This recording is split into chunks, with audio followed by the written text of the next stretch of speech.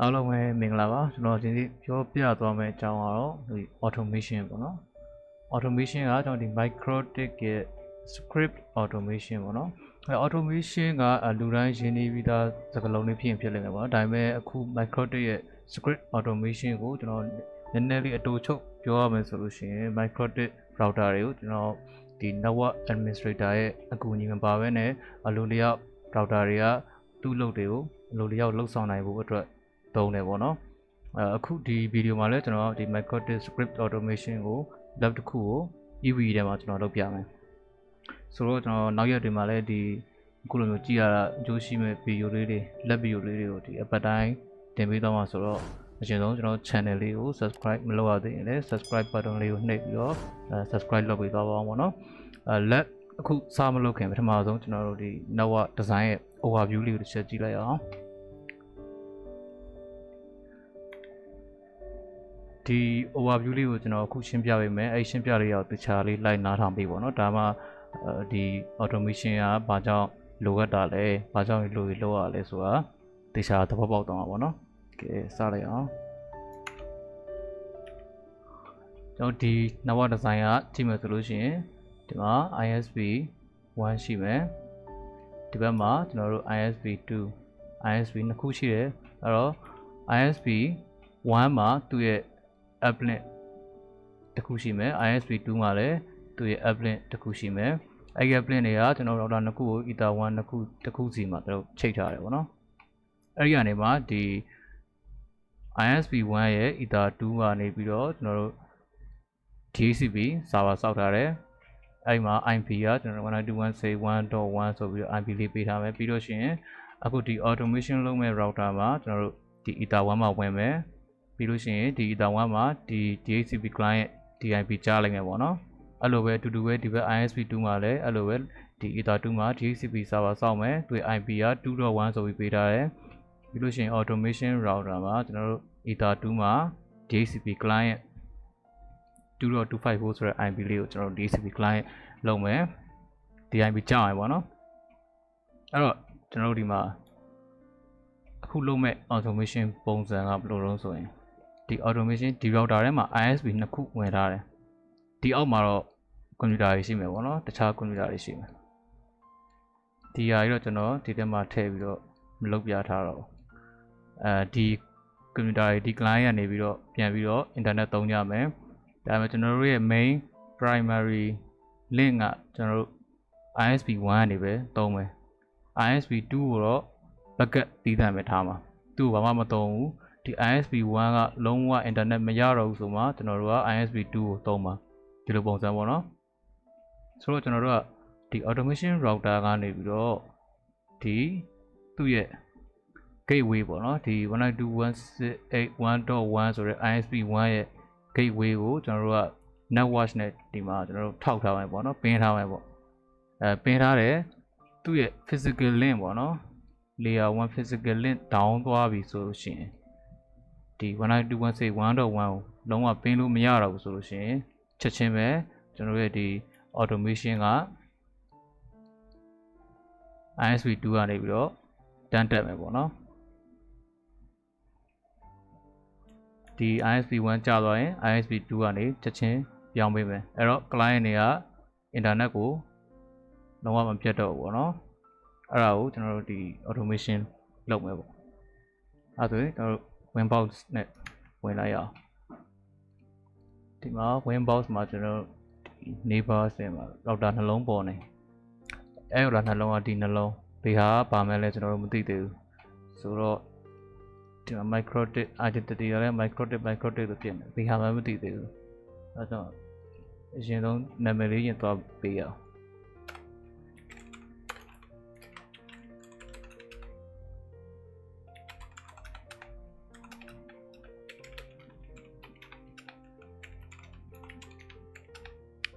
ကျွန်တော်ဒီဟာကို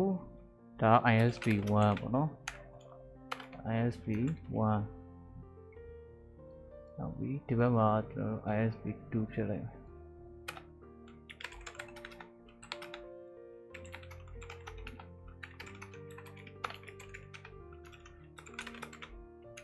ISP2 okay နာမည် ပြောင်းပြီးသွားပြီနော်ဆိုတော့ဒီဟာတွေမလို့တော့ Winbox နဲ့ဝင်မယ်ဒီမှာဒါဆိုရင်ဒီမှာကွဲသွားပြီဒါက ISP1 ဟုတ်ပြီ ISP1 နဲ့ဝင်လိုက်မယ်နောက်တစ်ခုပြီးရင်ကျွန်တော် ISP2 နဲ့ဝင်မယ်ဆိုတော့ ISP1 ကိုပြန်သွားမယ် ISP1 မှာကျွန်တော်ဒီမှာလောက်ထားတာတစ်ခုပဲရှိတယ်အပေါင်း DHCP client စောက်ထားတယ် Ether1 မှာ Ether1 မှာ DHCP client စောက်ထားတယ်သူမှာ default route လဲကျွန်တော်တို့ကထည့်ပေးထားတယ်ဒါကျွန်တော်ရှင်းမပြတော့ဘူးเนาะအခုလုပ်မယ့်ဟာကကျွန်တော်တို့ firewall ရဲ့ NAT သွားလုပ်မယ် NAT သွားလုပ်မယ် NAT သွားလုပ်ပြီးရင်ကျွန်တော်အခု Ether2 ကို IP ပေးပဲသူကကျွန်တော်တို့ ISP1 1.1 ဆိုပြီးကျွန်တော်ခုနက double ချင်းမှာရေးထားရယ်เนาะပြီးရင်ကျွန်တော်အမှ DHCP server စောင့်မယ် DHCP server စောင့်မယ်စောက်ပြီးသွားပြီစောက်ပြီးသွားရင်လည်းခုနက ISP2 က router ပါတယ်အဲ့လိုမျိုးပဲ Ether2 ကို IP ပေးမယ်သူက 192.168.2.1 เนาะ 2.1 ဒီမှာ NAT တစ်ခုလောက်မယ်ပြီးရင်ကျွန်တော် DHCP server စောက်မယ်ဒီမှာ Ether2 DHCP server စောက်ပြီးသွားပြီဆိုတော့ဒီမှာကျွန်တော်တို့ပြီးသွားတာဒီမှာ DHCP IP လည်းပေးပြီးသွားပြီ 1.1 ပေးပြီးသွားပြီ DHCP server လည်းစောက်ပြီးသွားပြီဒီဘက်မှာလည်းအတူတူပဲ IP 2.1 ပေးပြီးသွားပြီ DHCP server စောက်ပြီးသွားပြီဆိုတော့ဒီနောက်ဒီအခု automation လုပ်မဲ့ router တွေကိုဝင်ပြီးတော့ Ether1 နဲ့ Ether2 နဲ့ကို DHCP client လုပ်မယ် okay ဒီမှာကျွန်တော်တို့ကဒီကောင်ကို Winbox နဲ့ဝင်မှာဆိုတော့ကျွန်တော်တို့မှာဒီ network နဲ့ချိတ်တိုက်ရိုက်ချိတ်ထားတာမဟုတ်ဘူးဆိုတော့ကျွန်တော်ဒီ ISP2 ကနေပြီးတော့ port forward လုပ်ပြီးဒီထဲဝင်မှာ ISP2 ထဲမှာ firewall port forward လုပ်သူရဲ့ address က 12.40 ထင်တာပဲဟုတ်လားမသိဘူးတခြားမကြည့်ရသေး292ဒီမှာသူကြားမဲ့ IP က 2.254 ဆိုပြီးသူကြားတယ်ကျွန်တော် Winbox IP က 8291เนาะဆိုတော့ဒီမှာတစ်ချက် DHCP client လောက်လိုက် Okay အဲ့တော့ IP ကျွန်တော် DHCP client တောင်းပါတော့ IP DHCP client ဒီမှာကျွန်တော်တို့ Ether1 ကရှိပြီးသားအဲ့တော့ Ether2 ကိုထပ်ထည့်မယ်အဲ့တော့ add interface Ether2 နော်ဒီမှာကျွန်တော်ရှာပြီ 1.254 ရယ် 2.254 ရယ်ဒီမှာ 1.254 2.254 ကျွန်တော် NAT လုပ်ပြီးသားဆိုတော့ဒီမှာကျွန်တော်တို့ဝင်ရမှာက 10.20.10.40 သူရဲ့ပေါ်က8292 okay ရောက်သွားပြီเนาะဒီမှာတစ်ချက်ကြည့်မယ်ဆိုလို့ရှိရင်ကျွန်တော်တို့ခုန DHCP client လောက်ထားတာကEther1 Ether2 သူက default route ထည့်ထားဆိုတော့ default route မလို့ချင်ဘူးကိုယ့်ကို route ရှင်းမယ်เนาะအဲ့တော့ no ပေါ့ default route မလို့ချင်ဘူးဘာလို့လဲဆိုတော့ဒီမှာကျွန်တော်တို့ command တွေပါတယ်ပြင်တာတွေပါတယ်ဘာမှလုပ်လို့မရဘူး 1.1 ဒါ ISP ကျွန်တော်တို့1ကိုသွားတဲ့ route ဒီမှာ 2.1 ဒါ ISP2 ကိုသွားမဲ့ route ဒီကောင် distance 2ဒီမှာ ISP1 ကိုသွားတဲ့ route ကို primary gateway ပေါ့နော်နာမည်ပေးလိုက်တာဒီမှာ DRY secondary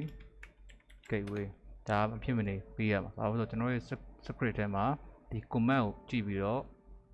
automation လုပ်သွားမှာဆိုတော့ဒီ command ကို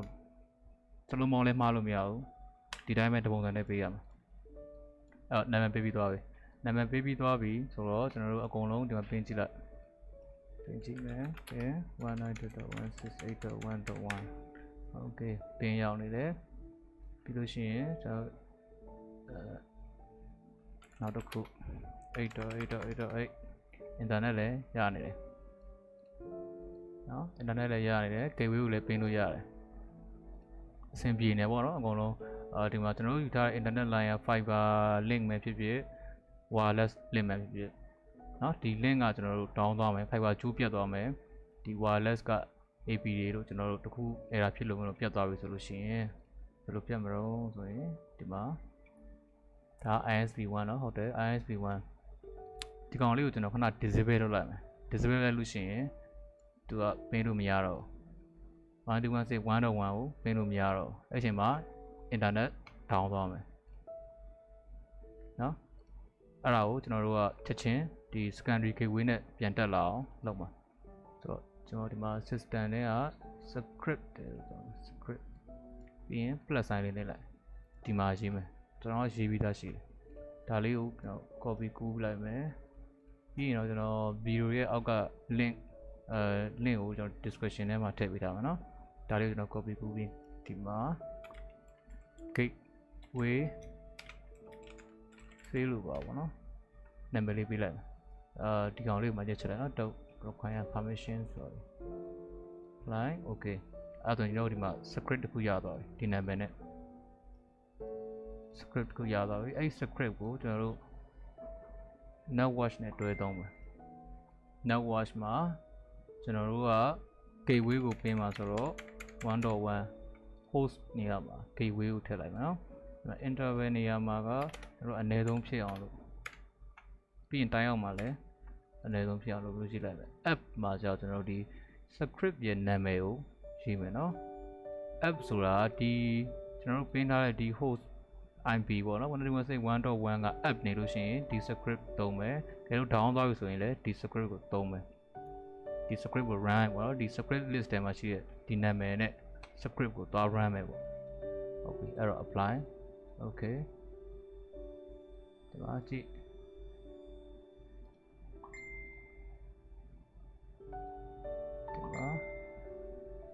ဒီကောင်ခဏဖြောက်လာတယ်ဒီမှာ netwatch မှာကျွန်တော်ဒီမှာ status မှာ app နေရပေါ့နော် status မှာ app နေပြီ status မှာ app နေပြီဒီဟာကိုကျွန်တော်တို့ပင်းလို့မရအောင်121.1.1ကိုပင်းလို့မရအောင်ဟိုဘက်မှာကျွန်တော်သွားပြီး disable လုပ်လိုက် disable လုပ်လိုက်ပင်းလို့မရတော့ဒီကောင် DIP ကိုကျွန်တော် disable လုပ်လိုက်ပင်းလို့မရတော့အဲ့ချိန်မှာချက်ချင်းပဲဒီ app နေတာ down သွားလိုက်မယ် down သွားပြီနော် status မှာ down သွားပြီဒီမှာ script ကချက်ချင်း turn လုပ်သွားတယ်เนาะဒီမှာ time out ဖြစ်ပြီလို့ရှိရင်ဒီမှာနားကြည့် secondary gateway ကနေပြီးတော့တက်သွားပြီပေါ့နော်ဒီ secondary gateway ကနေတက်သွားတယ်နော်ဒီမှာ 1.1 ကကျွန်တော်တို့ပင်းလို့မရတော့ဘူး ISP1 လုံးဝ down သွားပြီဒါပေမဲ့ internet ကတော့ရနေသေးတယ်time out တစ်ချက်ဖြစ်သွားတယ်နော်အဲ time out တစ်ချက်ဖြစ်ပြီးတော့ဒီ script ကထလှုပ်ပြီးတော့ဒီ secondary gateway ကိုဘာမှမလုပ် primary gateway ကိုပဲ disable လုပ်ရတာနော်ဒီမှာ status မှာ down နေအဲ့တော့ကျွန်တော်ပြန်ပြီးတော့ anyway ပြန်လုပ်လိုက်မယ် ISP1 ပြန်တက်လာပြီပေါ့နော်ဒီမှာ app ဖြစ်သွားပြီချက်ချင်းပဲ primary gateway ကိုပြန်ပြီး anyway လုပ်လိုက်တယ်နော်ဟိုတချို့တည့်ရလူတွေကတော့မေးပြန်မေးခွန်းလေးရှိလိမ့်မယ်ဘာလို့လဲဆိုတော့သူ့လိုသူဒီလို script မသုံးလဲသူ့ကသူတက်မှာပဲဟုတ်တယ်သူတက်တယ်ကျွန်တော်ပြရမယ်နော် script မသုံး script ကို disable လုပ်လိုက်ပြီ ISP ဝင်အောင်ကျွန်တော်ပိတ်လိုက်ပြီနော်ဒါပိတ်လိုက်ပြီ sorry ခဏနေအောင်ဒီမှာကျွန်တော်ပင်းလုံးမှရအောင်ပင်းဒီအောင်လည်းပင်းထားလိုက်နော်ပင်းထားလိုက်ပြီ script မသုံးဘူးနော် script disable လုပ်ထားတာအဲ့တော့ ISP1 ကိုကျွန်တော် down လိုက်ပြီdown လိုက်ပြီဒီမှာ time out ဖြစ်နေပြီဒီမှာလည်း internet ကလည်း time out တွေပေါ်နေပြီ internet ကိုမရောက်တော့ဘူးခု gateway ကလည်းမရောက်တော့ဘူးအဲ့တော့ ISP1 down သွားပြီဒီမှာ time out တွေစက်တိုက်ပေါ်လာပြီဒါပေမဲ့ဒီမှာပြောင်းသွားသေးဘူးเนาะအခုမှပြောင်းသွားအဲ့ကြည့်လိုက်ကျွန်တော် time out တွေအများကြီးဖြစ်သွားဒီပါ time out တွေဒီလောက်ထိဖြစ်သွားတာဒါ script မသုံးလို့ရှိရင်ပေါ့နော် time out တွေအကြာကြီးဒီလောက်ကြီးဖြစ်ပြီးမှ သူ့ရဲ့ဒီမဲ့ဒီ gateway က failure ဖြစ်သွားတာ router က default ပေါ့နော်သူဒီ DIP ကပင်းလို့မရတာသိချတယ်ဆိုတဲ့အချိန်ထိသူစောက်ပြီးတော့မှဒီနောက်ထပ် default router တစ်ခုကိုသူ distance 2ကို add ပေးတာပေါ့နော်ဒီအချိန်နေဆိုလို့ရှိရင်ကြည့်လိုက် game ဆော့ရလို့ဆိုတော့သိတာတာမန် Facebook YouTube သုံးလို့ရှိရင်တော့ဒါဒီလောက်တိုင်းအောင်ဖြစ်တယ်ဆိုတာတိတ်မသိတာဘူးပေါ့နော်ဗီဒီယိုလေးခဏလဲနေတာမျိုးဖြစ်လိမ့်မယ်အဲ့လောက်ပဲဖြစ်လိမ့်မယ်တကယ်တမ်း game ဆော့တဲ့လူမျိုးဆိုလို့ရှိရင်ဒီလောက်တိုင်းအောင်ဆိုရင်သိကြတယ်သေပြီပေါ့နော်ဘူကက်မှာဆင်းတဲ့ကောင်ဆိုရင်တော့သေပြီပုံးနေတဲ့ကောင်တွေတော့မပါဘူးပေါ့โอเคအဲ့ဒါကဒါ script မသုံးတဲ့ဒီလိုဖြစ်နေတာကျွန်တော် script သုံးပြီးပြန်လုပ်ပြအောင်နော်ဒါ status မှာ down နေတာချက်ချင်းပဲသူက primary gateway ကို disable တန်းလုပ်ဖြစ်တာဆိုတော့ကျွန်တော် ISP 1ကိုပြန် app ဟုတ်ပြီ status မှာ app သွားပြီပြီးတော့တစ်ချက်ကြည့်တာဒီမှာတိုင်းအောင်ဘယ်နှခါဖြစ်သွားလဲဆို